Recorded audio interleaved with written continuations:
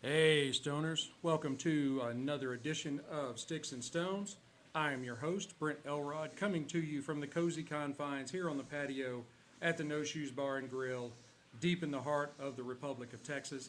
And I have a wonderful show lined up today. I am going to be pairing a punch Diablo with Tullabardine 500 single malt Scotch. I think it's going to be a really great matchup. So right after this, we are going to pop the cork, cut the stick, and get to toasting. Now, the Punch Diablo, Punch began producing cigars back around 1840, so they're approaching the 200-year cigar-making mark. I think they know a little bit about what they're doing. This particular cigar is a Nicaraguan. It is rolled at the Tabacalera A.J. Fernandez Cigars de Nicaragua.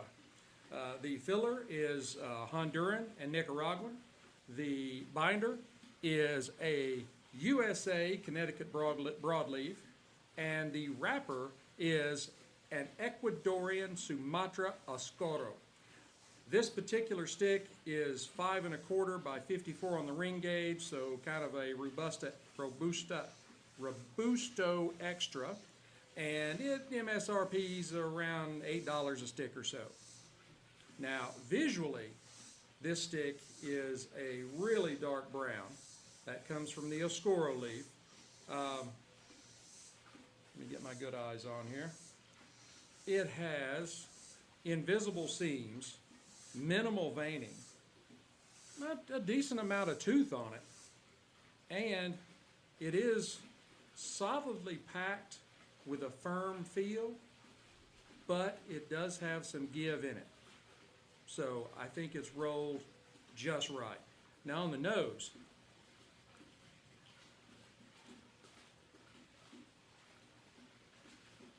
I get chocolate,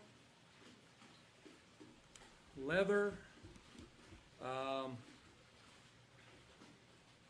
kind of odd, but something along the lines of maybe shelled sunflower seeds. Some graham crackers, and kind of an earthy mustiness. Let's go ahead and give it a cut using my C-Car V-Cutter.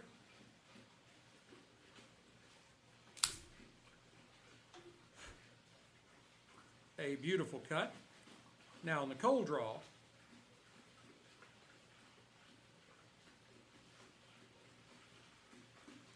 I do pick up a little more of that seediness off the nose.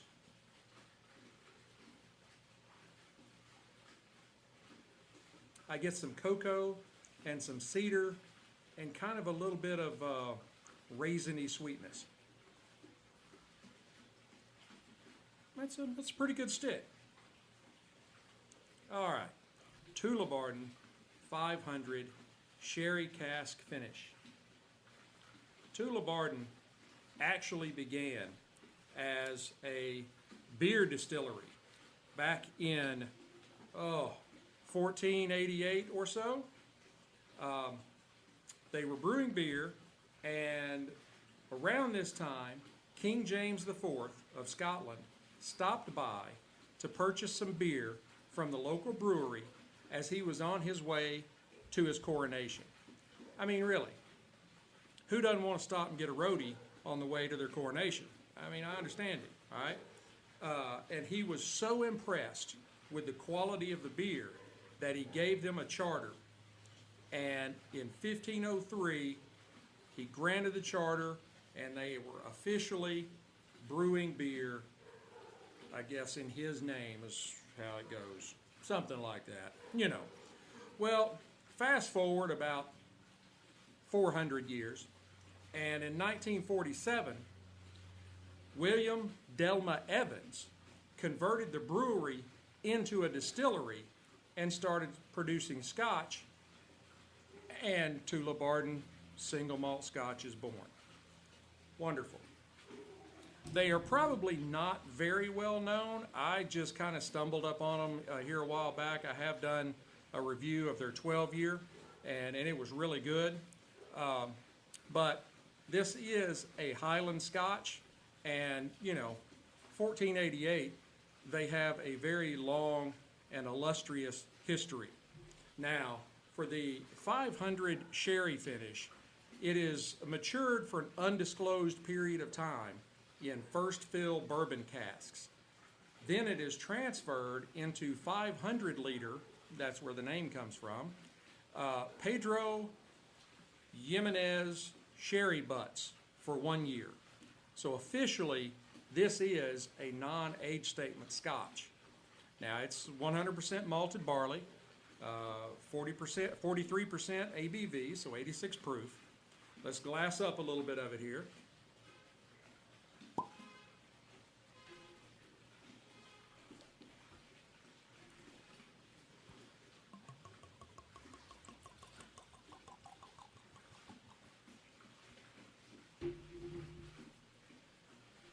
Now, it has just a beautiful, beautiful, deep copper amber color to it.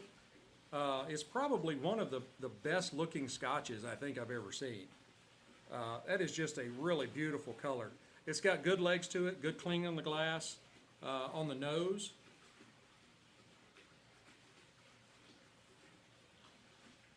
I get some fruit notes like green apples, pears, maybe a little bit of lemon zest in there. There's a very, very slight, faint maltiness, a little bit of sweetness, and there is, I guess, sort of a kind of a tart, vinegary, pungent aroma, just very subtly, kind of on the underneath. And my guess is that this is probably part of the sherry cask aging from, it's wine. All right, now, on the palate.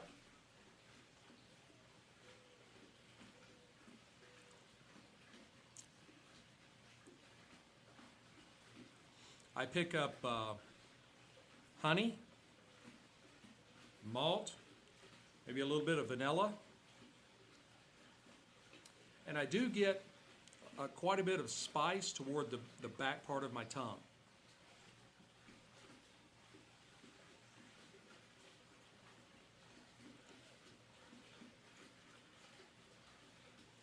And maybe just a hint of bitterness.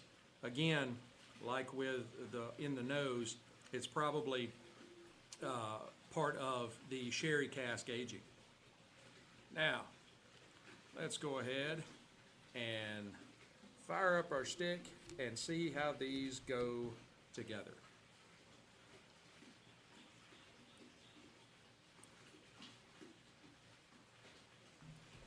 I am using my Rocky Patel 5-torch Envoy. It does a wonderful job lighting my sticks. I'm telling you, if you don't have one of these, you really need to.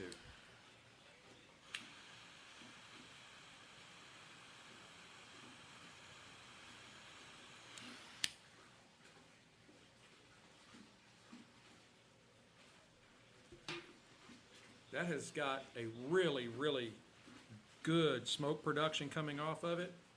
It really does produce quite a bit of smoke. Sorry, I'm adjusting my headphones so I can hear myself better.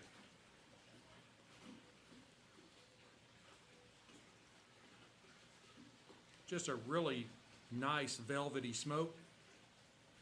I get like some floral notes.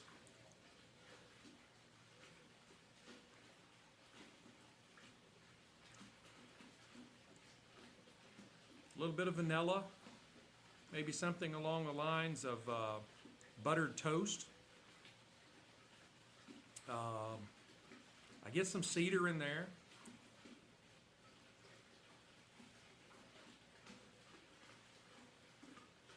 And there is kind of an initial blast of spice in the beginning here.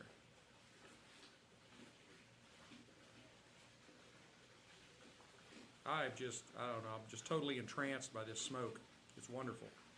All right, I'm gonna try these together.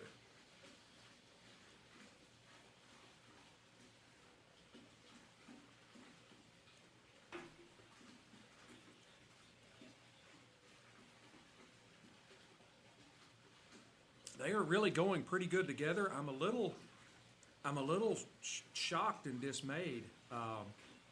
Actually, by combining the smoke with the spirit, it seemed to open up the sherry on the palate a little more. You got a little more, not like I was talking about earlier with a little bitterness, no, but like a really good wine.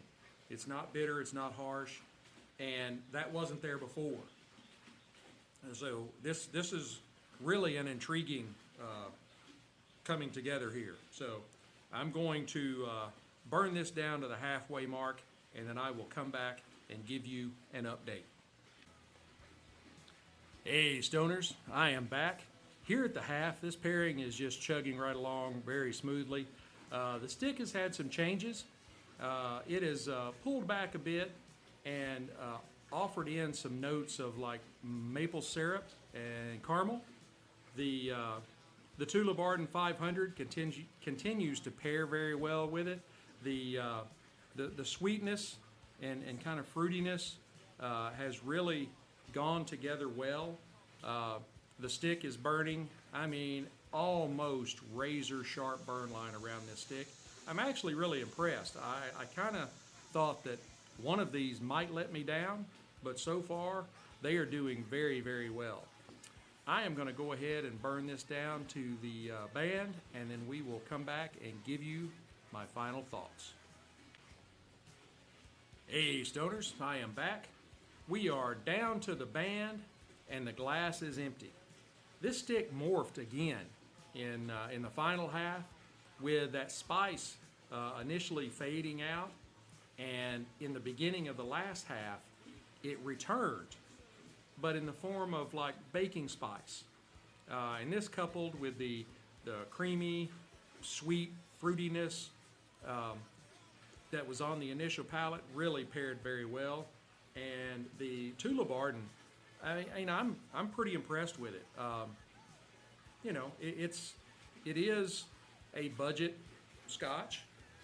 This particular bottle was about $40 a bottle. I think I actually got it, they were having a special on it at Specs, and I think I got it for like $33, but it was like $39 originally.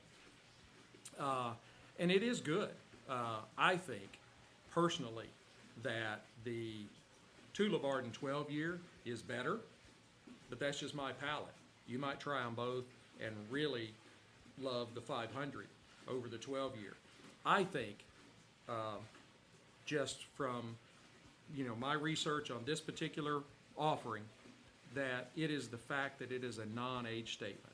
We only know for sure that it spends a year in a sherry cask. Other than that, we don't know how long it's aged.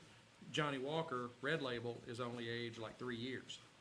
And there is a tremendous difference in Johnny Walker Red and Johnny Walker Green, which is a 15-year. I know the blends are different, but you kind of get my meaning. And I think that if this was aged longer, that it would probably make it even better than it already is. Now the punch, I was very surprised with the punch. I could not be happier with the punch. I had some, I guess, lower expectations of it. So it's gonna, when you first hear my rating, realize that I didn't have really good expectations for it to begin with, and it surpassed all of those. And I would give the punch a I'd give it 85 matchsticks out of 100. It is a good stick, and it's very budget friendly at like $8. So I mean that's not a if you're spending $8 on a stick, that's not too bad. I don't know. The vanilla, the the buttered toast. It didn't have any real banging sweetness until the last half, where it got some maple syrup and some caramel, and I think that it actually ended up better on the last half than the first half. So maybe it headed to a crescendo. Let's say that. So I would give it 85 matchsticks out of 100. I would give the Tullabardine, I would give it an 80 Whiskey Stones out of 100. Like I said, it was good, and for the price point, that's pretty good. It is a single malt. I think the 12 year is better, and I think it's only about maybe $10 more or so. So, but it is good, and I can see it appealing to a certain specific niche of Scotch drinker. So I hope you've enjoyed this pairing as much as I've enjoyed bringing it to you. Be sure to hit like, subscribe, share, notify. Definitely hit that share button. That's how I keep growing. Tell your friends. Tell them about this crazy dude on Instagram. We have our new Sticks-n-Stonez store. Look for the link in the bio. We have a line of Sticks-n-Stonez merchandise there, and we have stuff in there that is just my creation that has nothing to do with cigars or alcohol. So it can appeal to pretty much anybody. And prices start, at very, very reasonable. So go to my LinkedIn or my link tree. You can see all the different places that I am. You can go to Patreon if you want to donate to the show. I really appreciate it. Keep helping me grow. And until we get to be together again, keep your sticks dry, your stones cold, and have a great day.